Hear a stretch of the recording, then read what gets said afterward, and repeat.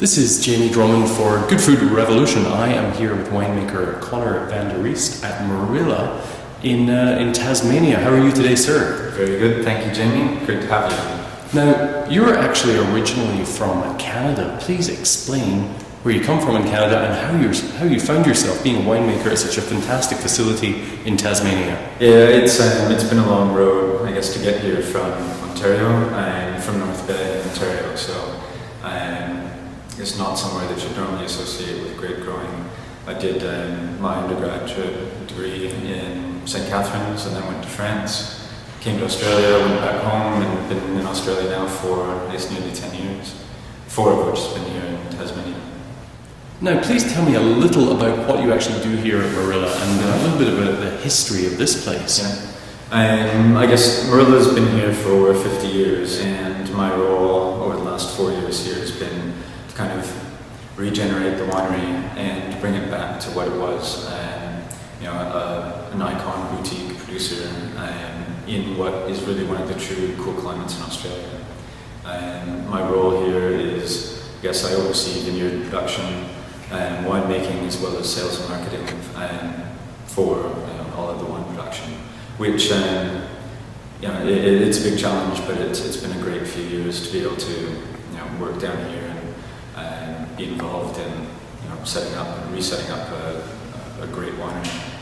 What makes Tasmania such a special place to make wine for yourself? Well, I guess on one level, it's probably one of the few spots in the world now that I can have the lifestyle that I had in Northern Ontario and still grow grapes and make wine.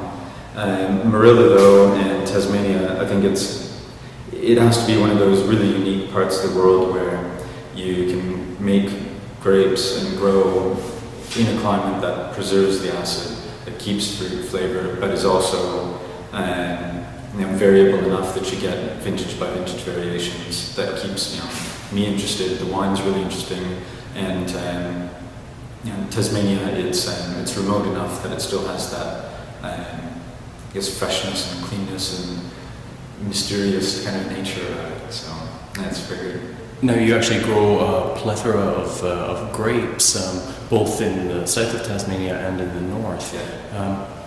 With such a small production and making all of these different bottlings, how would you describe the underlying philosophy of the wines that you make here? Yeah.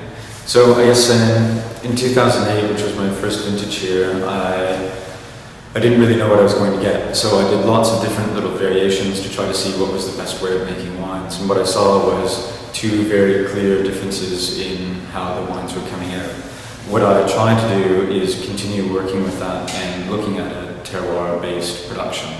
What I see, though, is my terroir can either express itself very elegantly, subtly, with lots of complexity, or it can show itself as being very overt, fruit dominant, and easy drinking. So what I do is I try to maximize the spectrum of that terroir, and then I work with it in the winery, and by keeping those batches and the small ferments and components separate as long as possible, I try to, massage out their individual characters, and then kind of 5, 6, 7 months down the track, look at blending them together. So the components that are subtle go with the subtle components. If they're more complex, they go with themselves. If it's big and fruity, then they get separated.